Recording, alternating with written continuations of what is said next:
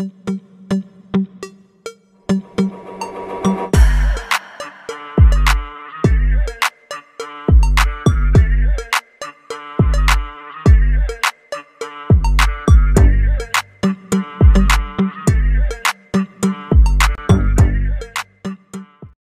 pemirsa, terima kasih karena Anda masih terus setia berada di dalam channel Elvino ESTV.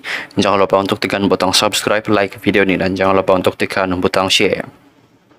Untuk ulasan berita seterusnya dipetik daripada beritaharian.com bertajuk Perpecahan Bersatu Didakwah Makin Parah, Ahli Pertikai Pucuk Pimpinan.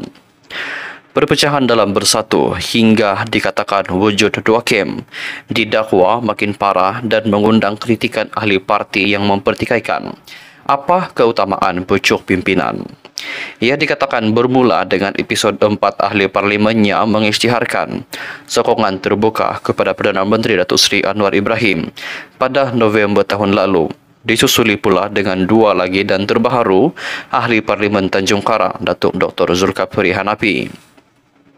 Zulkifli mengisytiharkan sokongan kepada Anwar pada Rabu lalu selepas ahli parlimen Bukit Gantang Datuk Syed Abu Husin Hafiz Syed Abdul Fasal, Zahari Kecik, Muhammad Azizi Abu Naim, Datuk Iskandar Zulkarnain Abdul Khalid dan Datuk Suhaili Abdul Rahman. Jumaat lalu, Syed Abu Husin mendakwa 10 lagi ahli parlimen Bersatu dijangka memberi sokongan kepada Perdana Menteri menjelang pembukaan sidang parlimen pada 26 Februari ini, iaitu 5 daripada utara, 3 dari pantai timur serta 2 masing-masing daripada Selangor dan Melaka. Kata ahli parlimen Bukit Gantang itu, langkah berkenaan kerana ahli parlimen terbabit amat kecewa dengan parti, berasa tidak dihargai dan terjaga serta melihat parti tiada arah tuju yang jelas. Isu berkenaan dipercayai antara agenda mesyuarat Majlis Pimpinan Tertinggi MPT Bersatu di Ibu Negara malam ini. Sementara itu, seorang pemimpin Bersatu dari Selangor, ketika ditanya perkembangan semasa dalam parti, memberitahu BH jika keadaan ketika ini berterusan, beliau berpandangan lebih baik mereka kembali menyertai parti asal. Dalam Bersatu, ada pemimpin menampakkan seperti mereka suci, jumpa akar umbi kata tak ada duit, minta semua berkorban, tetapi mereka sendiri ambil keuntungan. Saya lihat selagi ada orang lama ada, susahlah ahli baharu naik. Namun itu hakikat dalam mana-mana pertubuhan. Siapapun naik, yang penting organisasi mesti sihat. Macam UMNO, organisasi sihat, presiden kuat, ada halat tuju walau apapun orang kata. UMNO kini dalam kerajaan, bukankah itu bukti UMNO sangat kuat katanya? Beliau turut mendakwa dimaklumkan ada perjumpaan membabitkan pemimpin kanan Bersatu dengan Anwar di kediaman Perdana Menteri malam tadi, tetapi tidak tahu tujuan pertemuan tersebut.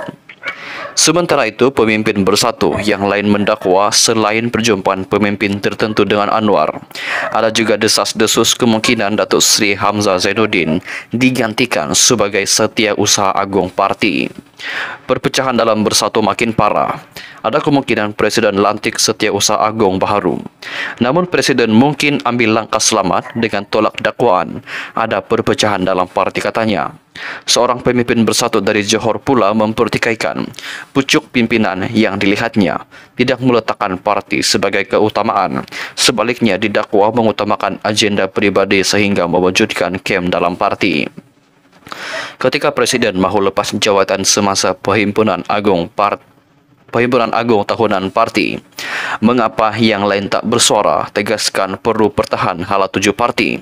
Sebaliknya, mereka menangis sedih, kata seorang presiden, tapi kemudian ada gerakan untuk guling presiden katanya. Dalam ucapan dasar pada Perhimpunan Agung Tahunan Bersatu 22 November tahun lalu, Tan Sri Muhyiddin Yassin mengumumkan tidak akan mempertahankan jawatan presiden pada pemilihan parti, tetapi ia ditolak secara sebulat suara dalam usul perhimpunan berkenaan.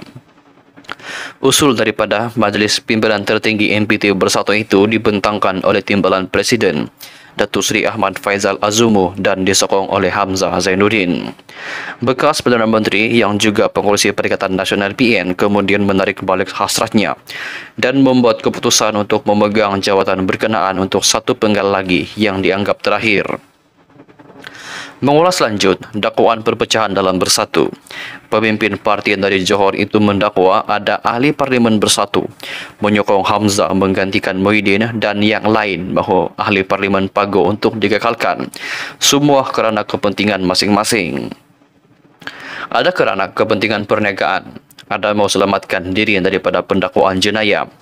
Ada juga kerana mahu kuasa dan kedudukan dalam parti dakwanya lagi. Sementara itu, Syed Abu Husin mendakwa mereka yang mahu menyatakan sokongan kepada Anwar dan Kerajaan Perpaduan termasuk 5 nama besar dalam Bersatu dan kini sedang mencari kaedah terbaik untuk berbuat demikian. Bagaimana dan bila, biar mereka buat keputusan sendiri, sama ada mahu jumpa Anwar dulu atau tunggu persidangan parlimen akan datang.